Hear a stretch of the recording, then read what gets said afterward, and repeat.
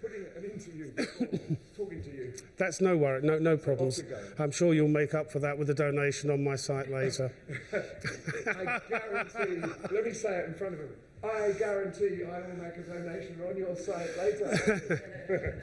Fabulous. Thank you very much, Nigel. I mean, it's a pleasure. I was really pleased to be able to get Nigel too. We've known each other for a long time, and both of us have an appointment with Destiny at the London Stadium immediately after this conference has finished today. We are both West Ham United season ticket holders, but don't hold that against us.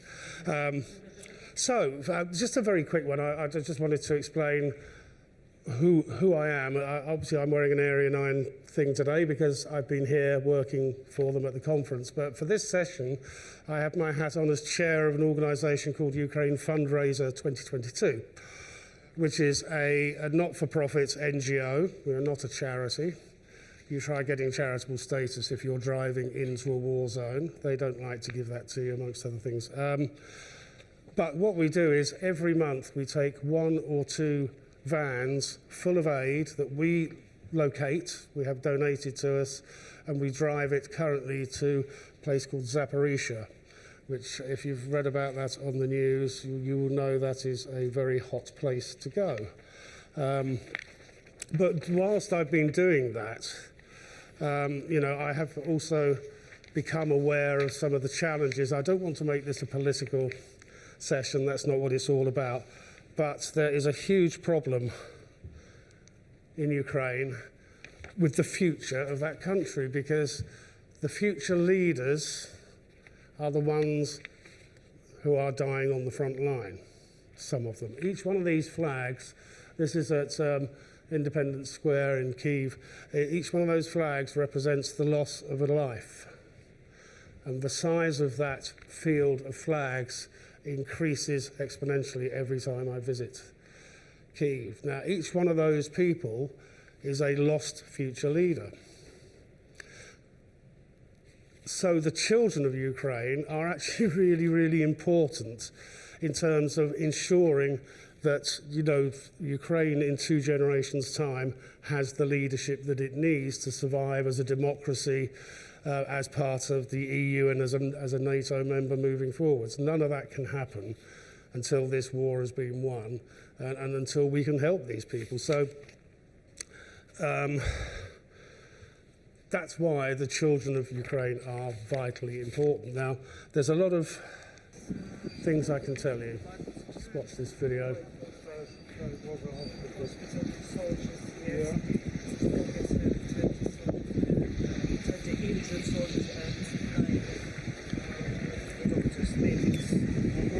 I took this video in a frontline area close to a city called Orikhiv. I'm not sure how much of Orikhiv is left from when I took this video, but that is a school. Or at least the bomb crater that is left of it.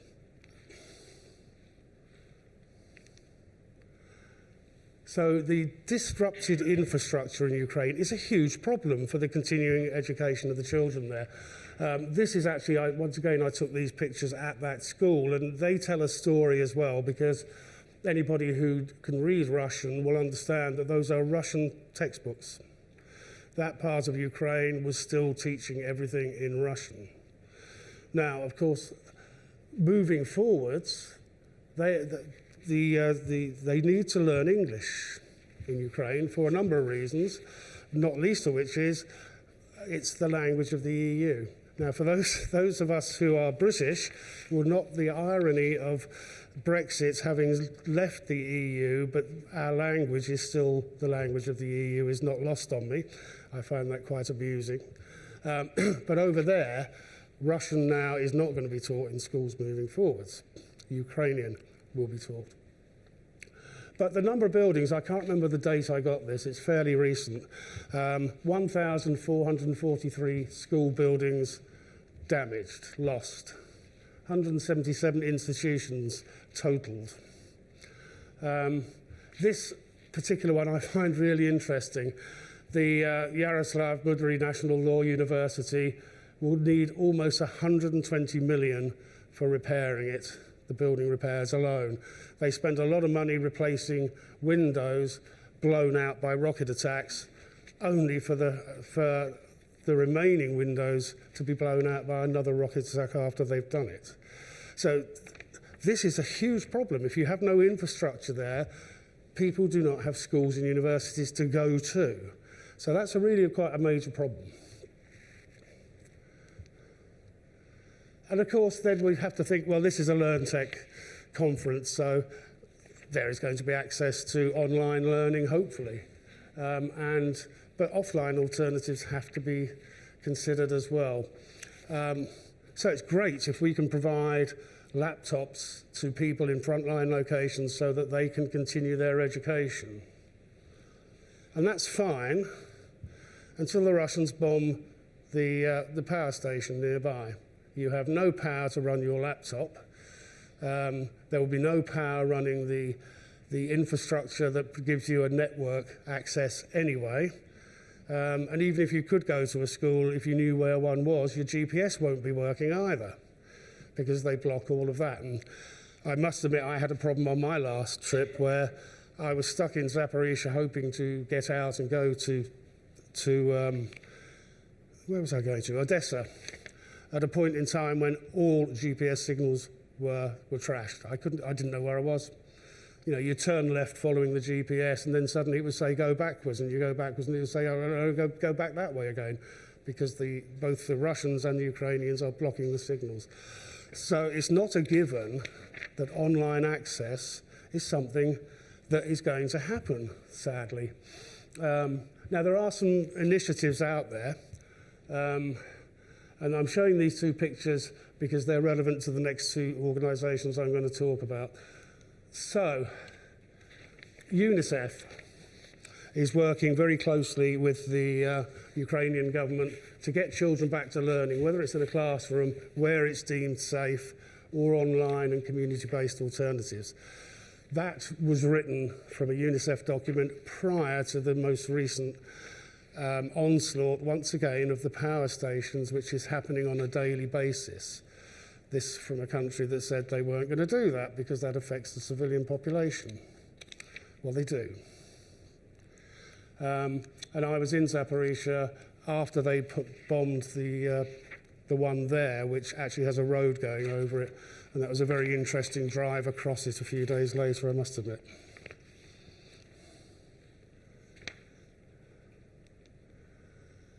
The next one, and I'm going to show you a little excerpt from a film. This is an organisation called Books Not Bombs. And if your organisation, and I hope people will be watching this video on the Learning Technologies site afterwards to be able to follow up on some of these things. One of the challenges in Ukraine is that the history of the country was taught according to the view of the Russians. Okay?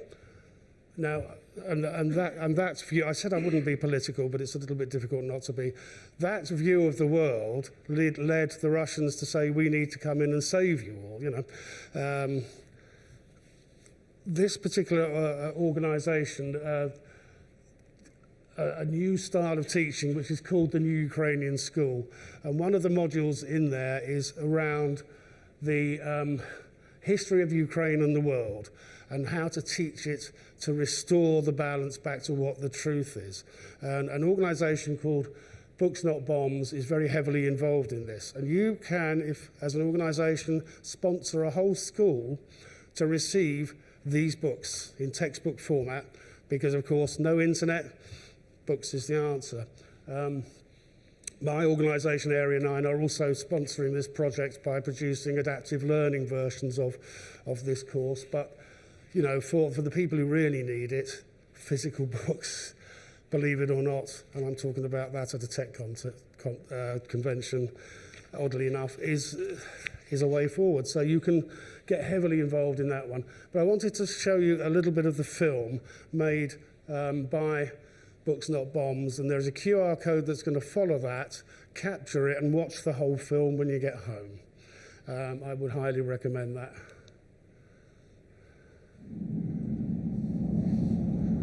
Sit down for a minute.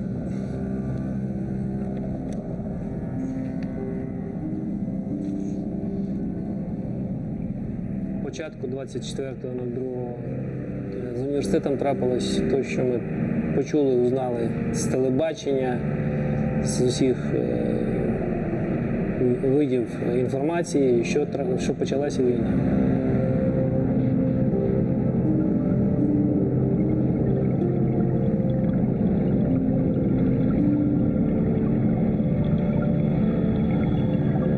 На 2 жовтня постраждало більше, майже 3 тисячі закладів освіти, 300 з них зруйновані повністю, тож роботи попереду дуже багато.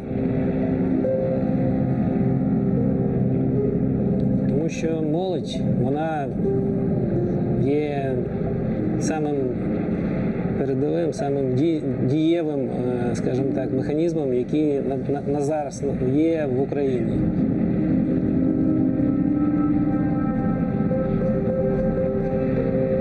Їй тут жити, їй тут все відбудовувати, їй тут навчатися.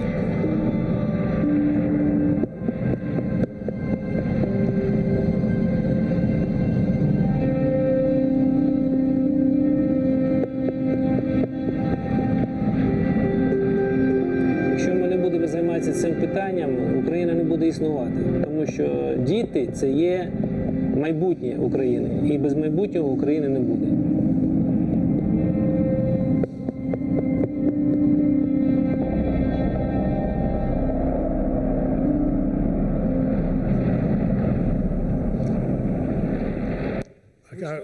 Yeah. Or did you want to mention the QR code? Yeah. Capture that, and that will take you to the film, and you can watch it in its entirety. And the last 2 statements on there, about without the children, there is no future for Ukraine. So I was going to ask if anyone has got any questions at this point, because we're going to have a little couple of pauses. And my question will be exactly that. Given that level of destruction, will a few books make a big difference? How do you counteract schools being flattened, people in hiding? Where does it all? Where can you add real value? That's a great question. The books are designed to be, and the sponsorship deals that you will see on the Books Not Bombs website are all based around sponsoring a school. And it's not hugely expensive to do. So maybe for €1,500 or something, you're sponsoring a class. But you can sponsor a complete school so that they get all of the books and the materials to teach that curriculum. So does that make a difference to that school? Well, absolutely, to those children where they can get the books to them, of course. There's a wider issue here. This also needs to be in the schools that are not in the frontline areas, because the kids that have been taught previously, even in safer places like Kyiv or Lviv, they have learnt an incorrect version of the history of the country. It needs to be corrected. So this is a countrywide initiative. So every single class that can be taught correctly, I think, is helping to move them towards being capable of being leaders of the future. There's no point in having leaders trained under the Soviet view of the world. Any other questions? Yes, please. Hi. I'm curious, given that schools are being impacted, and so a lot of these children don't have teachers, parents become teachers if they are around and able to do so. And so, from what I've seen, when crisis happens, people immediately go to give things to kids, or we need these things for kids, but what support is there for parents who are stepping into this? Can you hear that? Can everyone hear that? Sorry. That's okay. No, it's okay. Can you hear that? Can everyone hear that? Can you repeat it? Okay. Okay, so the question there is really what about the support for the parents? And that's a really good point. And certainly in our work, we are supporting the family as a family unit.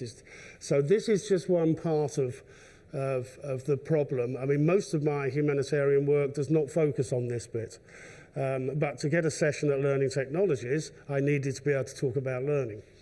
Yep. So, but There's a logic there. there is a logic there, but to build that awareness of the problems of the country. But you raise a very good point. So we need to support the families as well. Those refugees, the refugees you have in your homes, some of you as guests, were the ones who were able to get out early on. The ones I meet in Zaporizhia are the ones who have just fled from the latest city being rocketed by the Russians. The first thing they need is somewhere to sleep. They need warm bedding, they need clothing, and those sort of things we take out with us every time we go, and they are in much demand. Food, medicines, and then maybe you can start to think about how we're going to educate these kids, but the basic necessities of life have to be covered first. And I have been into frontline areas where, it is an existence. We visited a family with 6 children. They've got nowhere else to go. They're on a small holding just outside Orikhiv, which, if it's still standing now, I don't know. And this time now they could well be under Russian control. Who knows? They've got nowhere to go. So we help families, and lots of organisations like ours do help families with the bare, the necessities of life. So absolutely, it's vital. You're not going to have future leaders unless you can keep them alive. And you're not going to keep the kids alive unless they've got parents to look after them. And therein is part of the challenge, because in many cases, these are all single-parent families now for obvious reasons. The husbands are either no longer with us or they are on the front line. So it is a huge problem. Yes, you're absolutely right, and thank you for highlighting that. It's a very important point.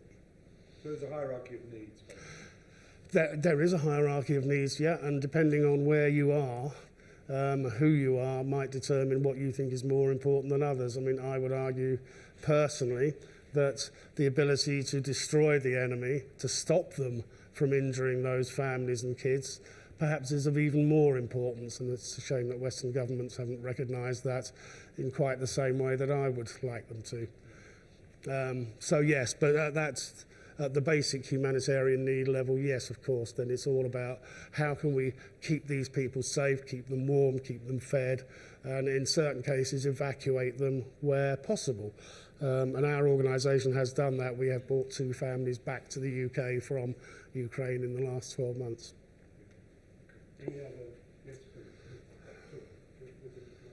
Hi, John Helmer, Learning Hack. Andy, you were kind enough to let me come along with you and not be too much of a hindrance. So when you went to Lviv last summer, at that time there seemed a good deal of optimism about Ukraine's chances in that war. Lately we've heard some perhaps rather more chilling kind of news come through. I wonder if you could give an update on what the prospects are for Ukraine. Oh my goodness. Yeah, thank you. For those who don't know John, he runs the Learning Hack podcast. He very kindly came to Lviv with me after I sort of got him in a compromising position over a beer. He couldn't then say no. But I didn't take him anywhere dangerous. I was very kind like that. Please do listen to his podcast that we did on that journey. There were 3 episodes, or was it 4? 3 episodes came out of that, and there's some interesting stuff, not just about what we were doing on the journey, but also how it related back to learning theorists who actually lived on the routes we were driving through. So it makes very good educational piece to listen to. To answer your question, it is getting worse out there, a lot worse. Air raid sirens in cities now are just so common, people just ignore them and carry on. I was in Odessa 3 weeks ago, and it was just every night we were there, sirens. Nobody did anything. We didn't go to a shelter or anything like that. That has become so commonplace. And the war itself, the other side of that, the Russians are making progress because they have a lot more people to throw into the mix than Ukraine has, and the Ukrainians do not have the air superiority. And this comes back actually to the teaching of English. I knew I'd get it back to learning somewhere. The reason the F-15s and 16s are not currently operational is because you need to be able to speak English to learn how to fly them. And that's been one of the biggest barriers to the speed to getting those guys up in the air. So the learning of English is very, very important for them moving forwards on a number of different levels. But the ingenuity of of the Ukrainian people is remarkable. And what has changed, certainly since we were there, John, is that the reliance on drones has increased hugely, and whoever wins the drone war is going to win some of those battles out there.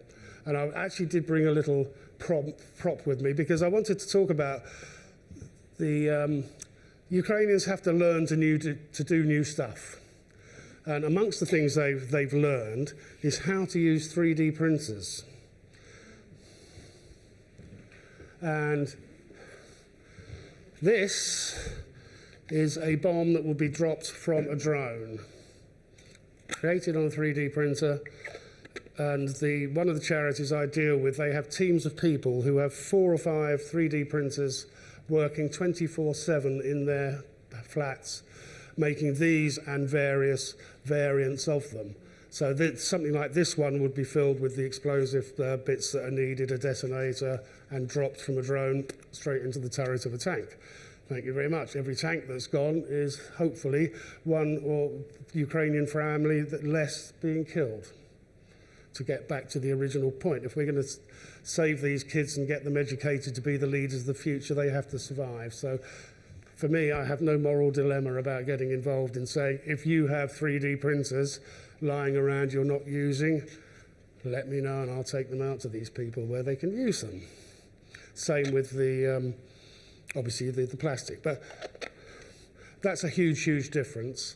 But yeah, it's getting worse, and certainly the place I was in Orikhiv, as I say, I don't know because I haven't checked the Telegram channels for 24 hours now, could well be overrun by now. And if it is, that's a huge, huge problem, because then Zaporizhzhia is next, and then you're talking about places like Kherson being taken again. These are all names many of you will never have heard of, but have a look at the map, and it makes it all clear. In fact, I do have a map on one of my slides, don't I? What did I do with the... Oh, it's on the chair. Thank you very much. I knew these slides were only ever going to be a guide. And you have to take it with him everywhere now, pointing out where he's living. So, yeah, this actually leads quite nicely on. 3D printers. You have those. Some of your organisations may have them. Anybody watching, you've got these languishing at the back of the room and you're not using them, give them to me. I will get them somewhere where they can be used. Laptop computers. So we took 40 laptops out on our last trip 3 weeks ago, and they went to a charitable foundation in Zaporizhzhia and are being distributed to children in frontline areas. Materials for teaching English. A lady who retired as teaching English as a foreign language teacher said, "Do you want all my materials?" Oh, wow, yes, please. And they went to a school near Lviv to help them start that process of teaching children English. You know, stationery items, stuff like that. Along with the laptops, which many organisations will have, many organisations here today have probably got things like the power packs. I mentioned they've taken out the power plants. So how are you going to power the laptop with the e-learning course on it if you have no power? But every company that has rebranded in the last 12 months, I guarantee, has a marketing cupboard full of stuff with the wrong brand on it, which will include things like warm hoodies. I can use those. T-shirts, I can definitely use those. Power packs, most definitely. It costs nothing for anybody watching this to get your marketing team to look in the cupboards, find this stuff, and I will gladly take it out to Ukraine for you and get it to people who can use it. Thank you. I would like to make some addition. We are not an orphanage, we are a charitable foundation. We take care about many children here in Zaporizhzhia, and it is very close to the front lines. So I would like to say thank you very, very much. Thank you for all people who help Ukraine, who help Ukrainians, who help our people to survive and to help our children to keep education, to keep being children.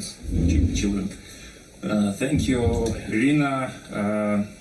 Right, the lady who's thanking was the one all who people arranged who, the donation, but this is the support us. foundation that we took all the laptops to 3 weeks ago, and a load of other stuff besides as well.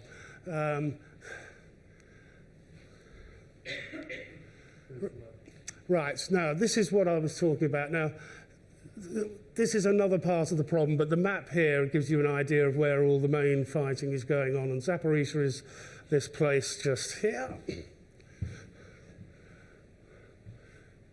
Lviv, the safe place where I took John.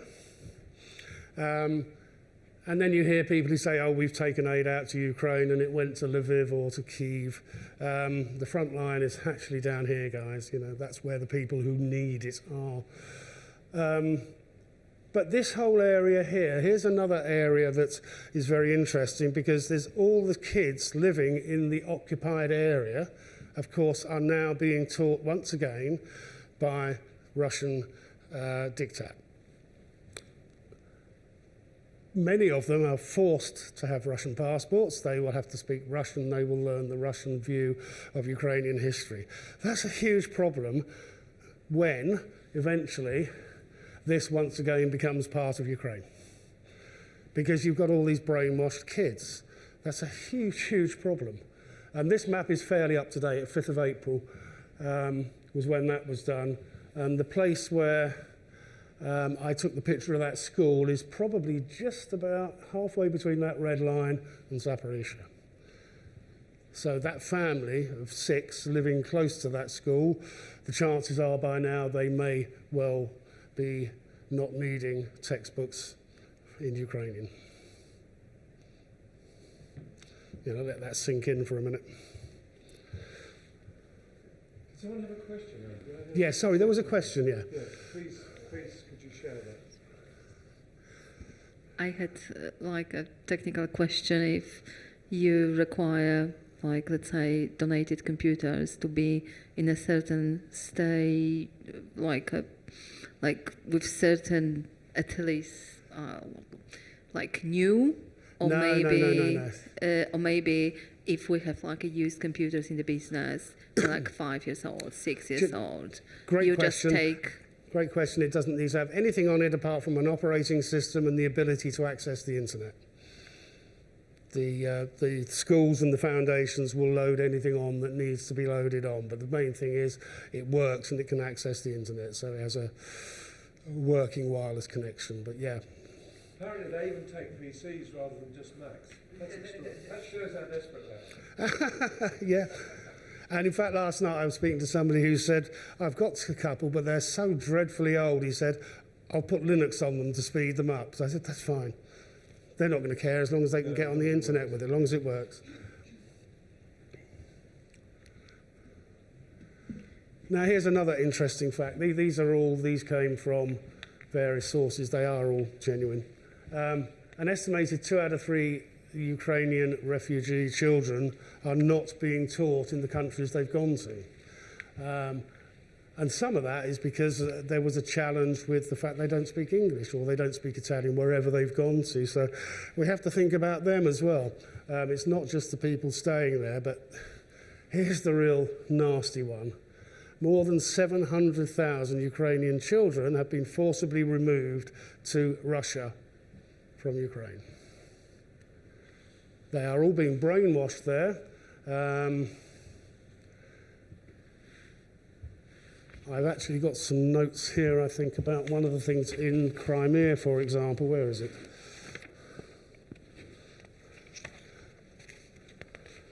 Some of them are being taken into, like, you remember that film that said this one time at band camp? Yeah, we're now into the realms of this one time at Russian camp, aren't we? Yeah, I don't have a note of exactly what that was, but these figures are from the Russian Ombudsman person for children's rights. 700,000, just think about that. 700,000 children. How many of those would have been potential leaders? You know, you can't You can't rely on another ex-movie star to be your next president. You need to have somebody trained up like this. Zelensky's done a great job. He's a great orator. He's not universally popular.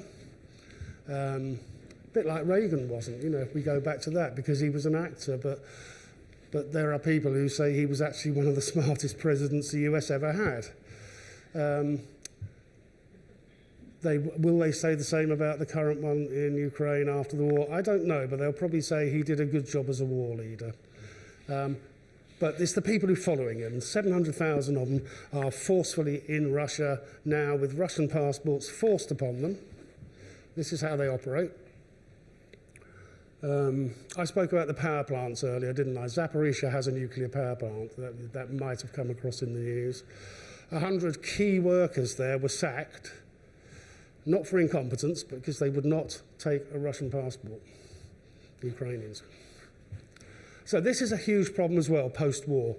What the devil are we going to do with these people if you get them back? Yeah.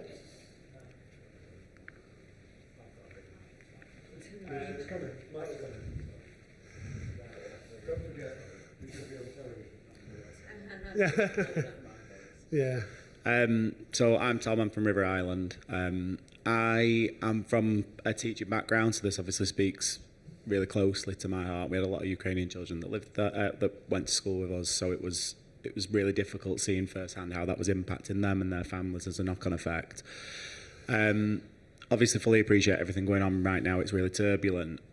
I'd be interested to know what the Ukrainian government has done in terms of changing the education system there. Are they focusing on more of a skills approach versus the traditional curriculum? Because I'd imagine it's more about key skills now versus it being around this is the essential information you need to know to build those jobs in the future. Great question. I don't know the full answer to that. I can tell you that if you watch the Books Not Bombs video, it does go on to talk a bit more about that whole new Ukrainian sort of curriculum that started before the invasion 2 years ago. So that wasn't a brand new project just because of the war. That had already been recognised and was ongoing. As for now, teaching skills, very difficult to know because I don't meet school children. Everywhere I go, the schools have been bombed.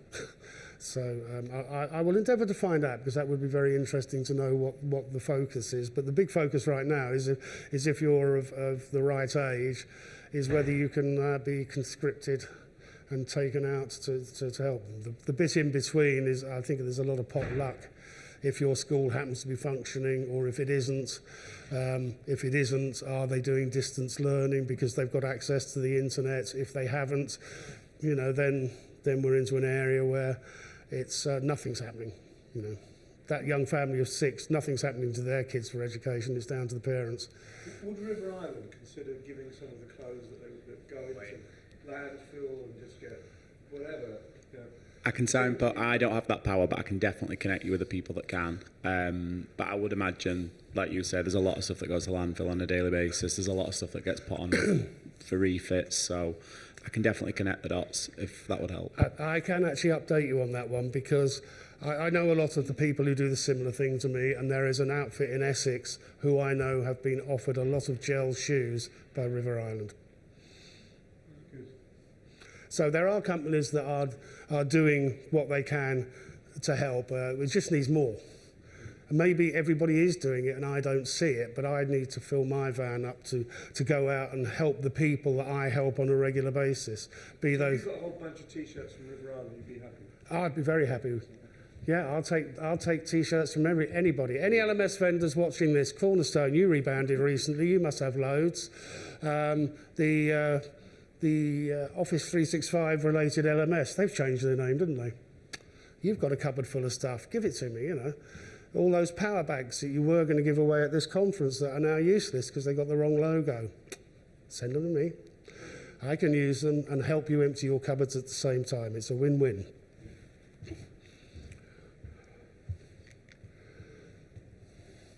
So, yeah, this is the bit I was looking for. I'd forgotten I actually had a thing on it. So, children are trapped at recreation camps in Crimea. They're subject to a brainwashing campaign portraying the Kremlin army as their ultimate defender. They're going to be great to re-educate when they come back, aren't they? You imagine one of these as your next Prime Minister. I'm not going to suggest that any country might already have people like that, but so it is all about, they've created a new ministry, according to the Kyiv Post recently, for youth policy and patriotic education brainwashing. This is what the Russians are doing. It's not enough to batter the people into submission. Those who live have to be battered into the Russian way of thinking. That's why educating the children of Ukraine is so important, because that's got to be corrected if they stand a hope of emerging out through this whole thing in a truly democratic, westernised, full member of the EU and NATO, and not as Russian, I won't call them friends, but would like to have them be. So, some calls to action. We've actually covered some of these, but there are a number of things that the industry can do, and I've outlined a few there already. Because I knew this was being filmed, I was not going to actually quote Bob Geldorf, but all of you who watch Live Aid know exactly what he was saying at this point in time. If you don't, seek it out on YouTube. So what can you do? If you've got people who work for you, who do the same as I do, support them. Actively support them. Ari and I have been incredibly kind to me in terms of allowing me, first of all, to reduce my working hours, and prior to that, ignoring and turning a blind eye to my absences when I was out there. They've also helped me financially, and they also support Books Not Bombs. So if you've got people doing this who want to do this, please support them. Make sure you do that. Because without people like us, things don't happen. Support the Books Not Bombs project by sponsoring a school. If your organisation's got the money, please do that. I think that's, in terms of helping the future of the kids, is very important. You can also look at UNESCO's site and see what support they require. And in terms of the stuff I can take out, there's lists here. I think we've covered a lot of these. Flash drives, power banks, laptops, notebooks, clothing, all those beanie hats you had produced for a conference that never got used, that are in the bottom of the cupboard. They'll keep somebody warm in the winter on the front line in a trench. And of course, you can help us to deliver this stuff, because it costs us £1,500 per van to go out to Zaporizhzhia. We go every month, and we try to take 2 vans. So that's £3,000 a month of fundraising we have to do on top of finding all the aid to put in them. We have no costs that aren't covered by us personally, so we don't stay in hotels on the trip, as John will know, sleeping in the cab of my van. It's not exactly comfortable. Things like the insurance of the van. I insure, and I bought everything to do with my van. Nobody has paid for that whatsoever. All we ask is that people can help us put diesel in the tank to drive all this stuff out there.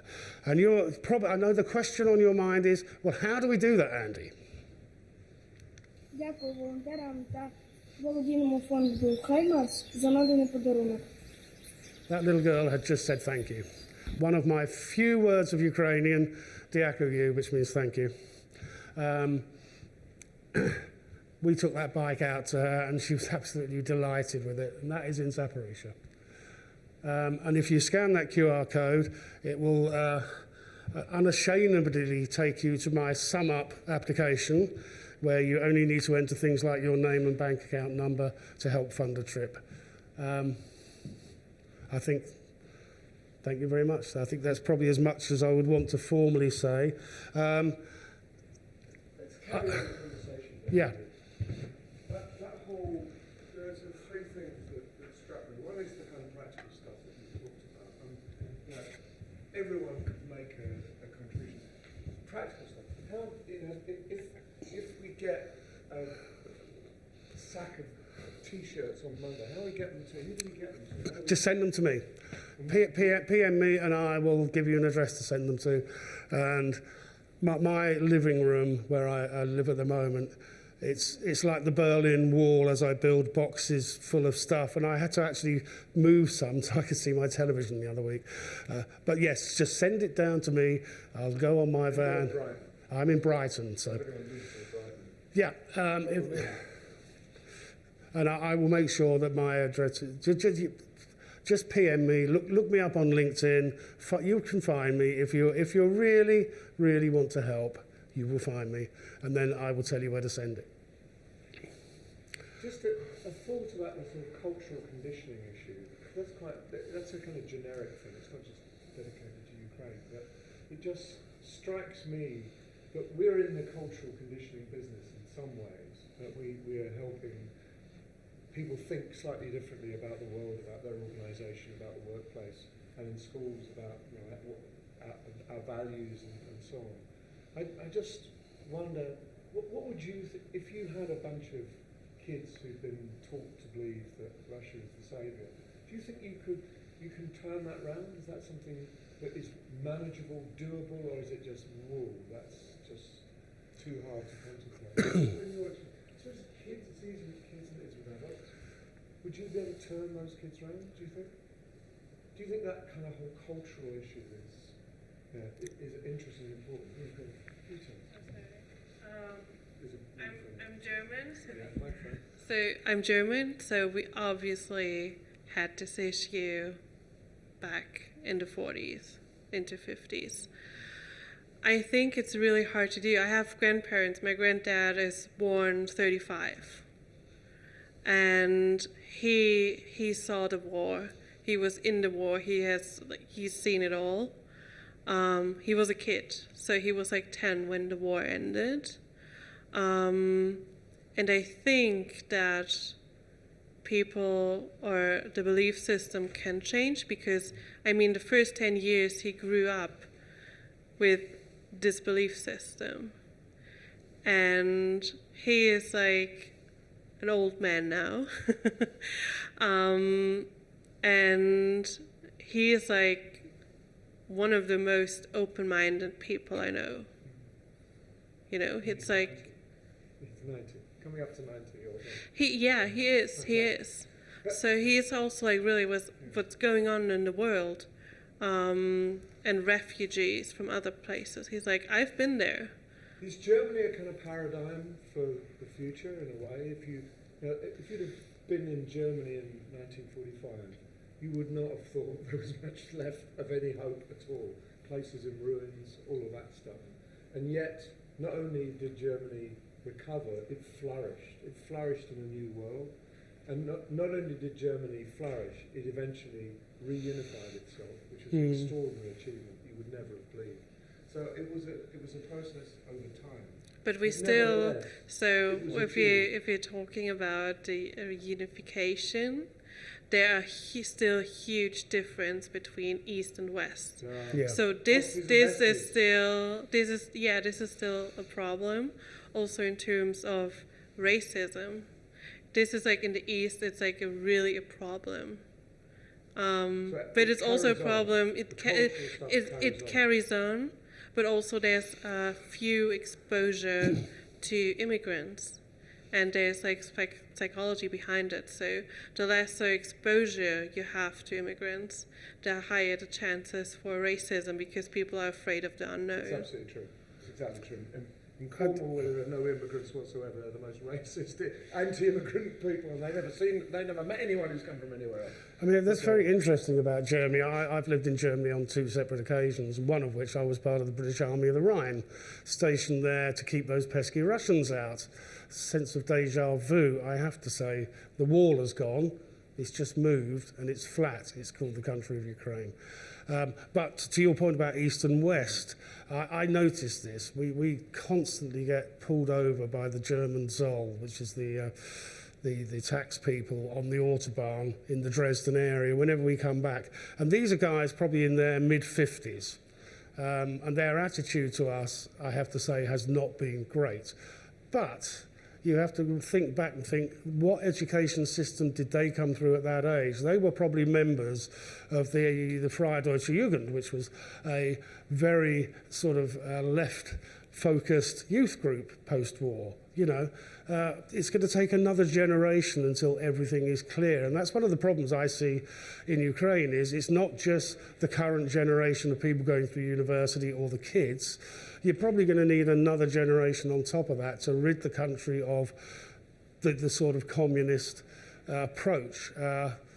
If we look at the corruption that goes on in those countries, that's going to take a long time to clear. And it will, you know. So, yeah, go on. Not likening the two in any way, shape or form, but just on your point there around sort of can we unlearn that, I suppose, is thinking back to the pandemic, COVID, we all got thrusted into an environment where your entire life changed. You've gone from being outside and being around people on a daily basis to not speaking, not being in a close proximity to people. Flash forward 4 years, we've gone from social distancing, you've got to queue up outside of a supermarket, you can't lean over and grab something, to being nose to nose with each other on a tube again. So we've very quickly reverted back to old ways, previous learned behaviours, observing what other people have done. So that the point I'm trying to make, I suppose, is there's hope there, that if there's an opportunity where people can see outside of what they've been taught through their educational system, there's maybe an opportunity to then broaden that and pick up some more of the accurate parts of history and go back to the way things have been. Yeah, I'm guessing that depends on how long this goes on. And that's going to be a big factor, is how long you've been exposed to this brainwashing.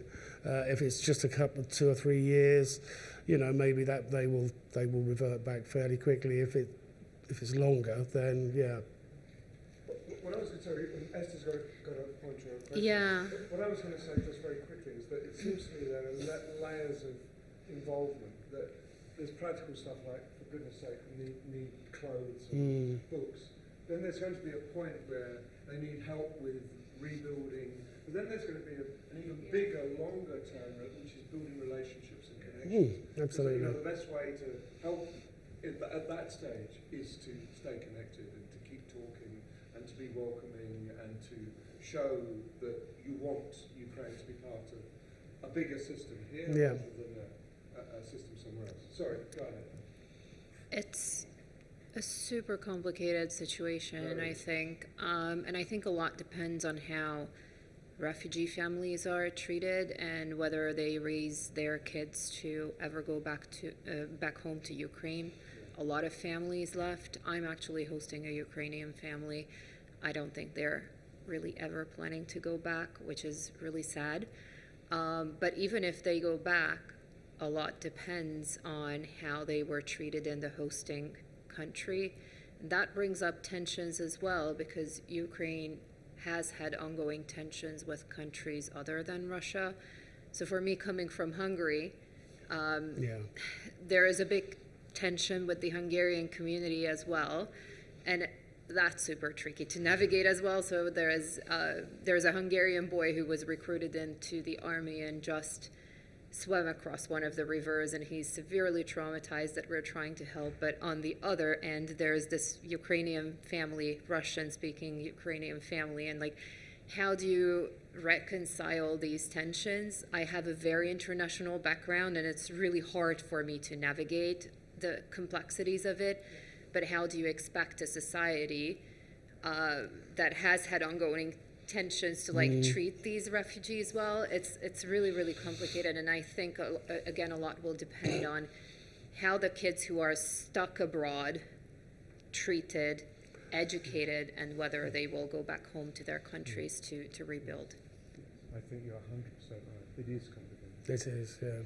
And you know, the whole political situation in Ukraine is not exactly simple either. They've got things they need to sort out between the left and the right, and the whole Donbass piece that was going on prior to the current invasion. But it's a lot more black and white than some of the other wars that are going on at the moment, I have to say.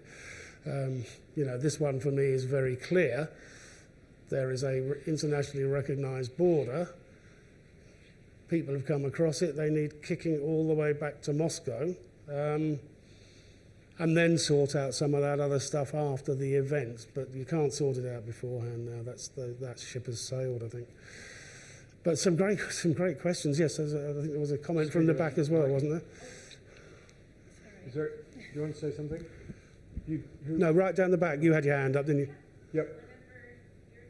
I'll be quick, I promise. Is that okay? You can come a few rows forward. Yeah. All right. Come and join us. My background is also in education, and I have worked with kids for the first chunk of my my professional time so far. I guess I'm a little interested in the phrasing of, can we turn the kids around? Because to me, it seems like we know the things. Yeah. And so we got to get them with us. And I don't agree with that. I'm sorry to push back a little, but What would you say? Yeah, well, I would say a few things. One is, I would say a majority of us in this room, I will assume, are not directly involved and have probably not met the people impacted. So it's hard for us to really know. I would say I know kids who have very strong morals and instincts, and while some people are very negatively impacted, we know that there are people who are in situations and know that it's wrong and feel that it's wrong and, aren't always in that situation. And we do have something really powerful, which is people who are from this region who are not there at the moment. But I would say we have to turn to them. We have to turn to the people who know and understand the world, who are struggling themselves, and we have to care for them. But they are the experts. And I think when we work in education, there's this instinct in our bodies to be like, we have to help, and we know knowledge, and we know all this stuff. But actually, sometimes to just say, we need to support, make sure everyone is physically okay, and then step back, and that can be really hard when your instinct is, I want to help, I want to give, I want to be right, I want to know. So I'm sitting here and thinking, I do think that's possible. I think children can learn and relearn, and I think adults can too. But I don't actually know if I would ever think that I was in the position to do that directly. Yeah, so it's an interesting thing when it's like, we know this is wrong, but it's just tough. And I also think the idea of the agency of the people not in the country is incredibly powerful. Crazy to ignore them and just say, we go in there and do this. Yeah, that's it. And that could be a very powerful leverage as well when the country tries to pull itself together. Even if they don't go back, they're still Ukrainian and they can help and they can give advice and they can guide and they can get funding and they can do stuff. 100%. Yeah, go ahead. Hi, Nigel. How are you? It's Christina back here. It's good to see you. I know I snuck in. I snuck in. I didn't want to be disruptive. But I do want to say, and I don't talk about it all the time, but quite candidly, I was diagnosed with acute PTSD a few years ago, secondary to a traumatic injury. And as someone who spent my career in learning and thought that I knew what it means to learn, to understand the total system hijack that happens when you go through clinical trauma, it's something that I realized I knew absolutely nothing about. And most of the strategies that support living with that, because you'll always live within that or try to fill up the space around it, they're not cognitive. A lot of them are quite alternative to what we understand as strategies that support integration. And actually, quite recently, I was speaking with a clinical therapist who said most personality disorders, in fact, are extensions of your trauma body. And so, like, right now, they don't really even use that language around narcissism or any of these other behaviors that manifest because you're stuck in a trauma. So how do you get outside of that when it's an instant hijack? It's a whole other area of learning that I don't think that we've really gone deep enough into to understand the difference between sort of classic education and how we learn through trauma. We talk a lot in L&D about supporting mental health, but I think it's a whole unique field, and we need to better understand how to navigate it, because you can think you're doing well, you can do all the right things, and then something happens and it can trigger that trauma, and it's instant. It's in your bloodstream in an instant. So it's a really tricky thing that I know takes a lot of intention, a lot of energy, and a lot of other people to help you live through. So I just wanted to share that sort of in reference to your question. Did you listen to De Jong's keynote this morning? Where he's talking about paying attention to trauma and not assuming you know what's wrong with someone, and saying, pull yourself together. There's a joke about the psychiatrist wanted to go on holiday, so he went around all these patients, opened the letterbox and said, pull yourself together! Yeah. And went off on holiday. It's not like that. And no one really understands that, and no one understands it in organisations. So you're saying that there's a big issue around Ukraine, but there's also a big issue around the workforce and around people who have been through bad situations coming through the pandemic and so on. We've got a kind of rebuilding to be done in work, and we've got to raise awareness to make that happen more readily and without too much added trauma in doing that. Is that what you're saying? Yeah, absolutely. You've got to be aware of this stuff.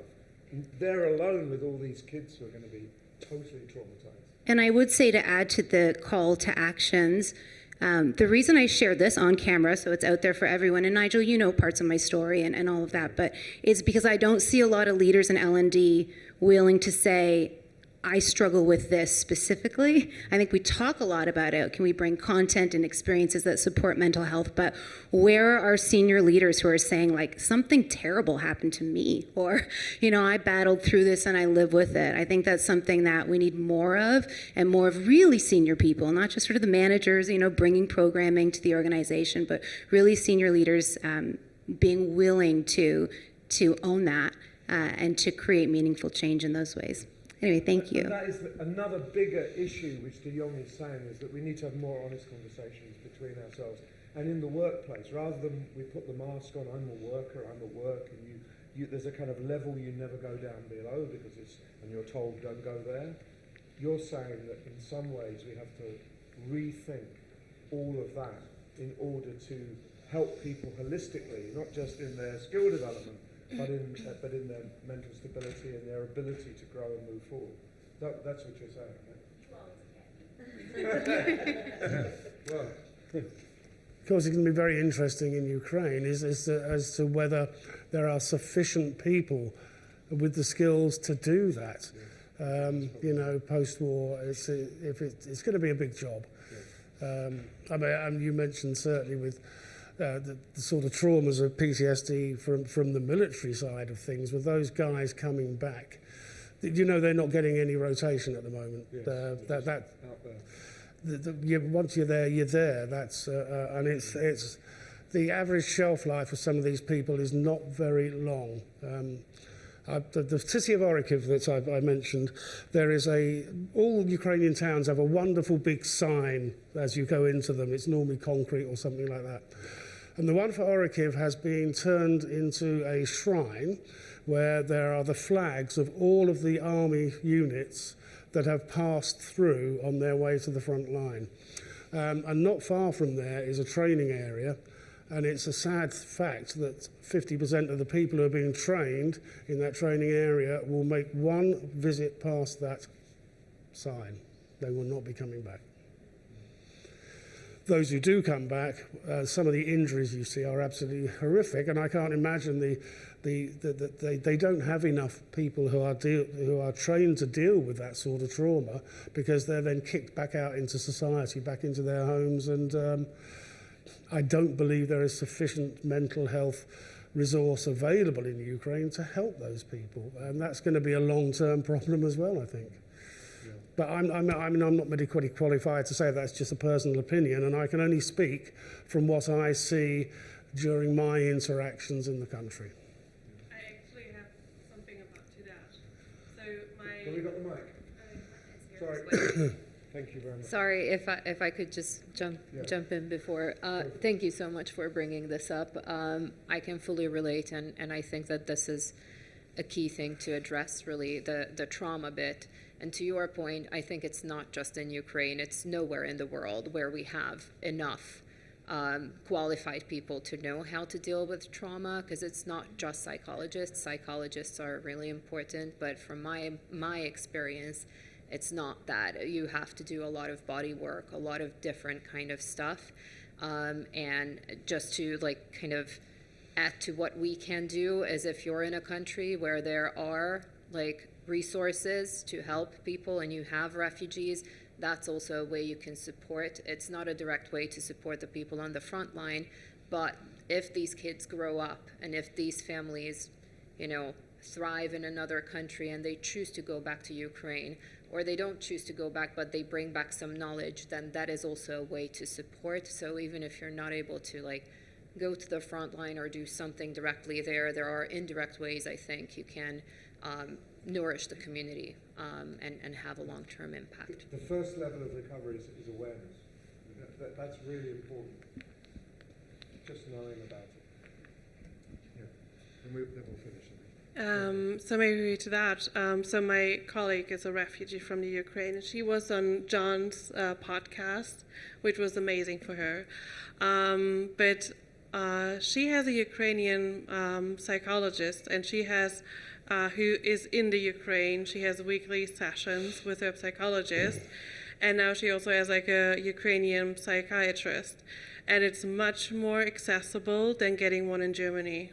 It's a huge problem because in Germany she couldn't get one because it takes so long, and there are so many waiting lists. And so in this department, they're really good in terms of psychologists, which that was a really eye-opening moment for me that they're really taking care of that. That's a really excellent and optimistic note too. So there is help and there is support, but it's got to be massively extended. John, thank you very much, Andy, for helping us. Thank you. My pleasure. Thank you. Raising awareness and just the lived reality of life. It's very important. I was going to teach you some Ukrainian. Anybody who ever hears the term Slava Ukraini probably knows that means glory to Ukraine. There is a response that you're meant to give to that, which I'd like you all to use whenever a Ukrainian says it, and that is Heroyam Slava. So try that. And that means glory to the heroes. So whenever anybody says Slava Ukraini, that's how you should respond to them. So if nothing else, you had a learning opportunity right at the last minute today. Thank you very much. Thank you.